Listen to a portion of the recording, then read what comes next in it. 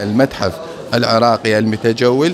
هذا المتحف الشامل الذي هو يشمل جميع الفعاليات الموجودة هناك، من التحف، من فعاليات الشباب، من النحت، من الرسم، وكثير من الفعاليات اليوم هنا تجري في هذا المتحف الجميل الذي هو يسطر أروع الفعاليات.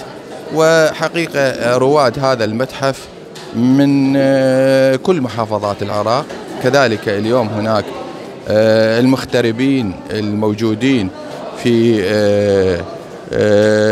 الخارج الذين يأتون إلى العراق، أول ما يأتي إلى هذا المتحف عند بوابة المطار ثاني يوم يأتي. هاي دلالة على حب الناس لهذا المتحف ولهذا الصرح الجميل في قشلة المتنبي.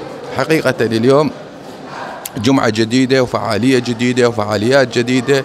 كما تلاحظون المتحف متنوع في كثير من الفعاليات. يعني لو نأتي على هذا ما يمثل الأهوار وطبيعة الأهوار وحياة الأهوار، وهذا هو شيء جميل ممكن أن نسميه بالمتحف المتجول. وهذا حياة الأهوار الموجودة، أحد الأفرع الموجودة في المتحف، ولا زلنا نتجول في المتحف ولا زلنا نرى صورة واضحة عن العراق وعن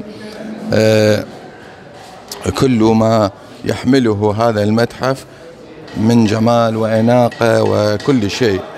شكرا لمصورنا الكبير محمد هاشم، شكرا جزيلا.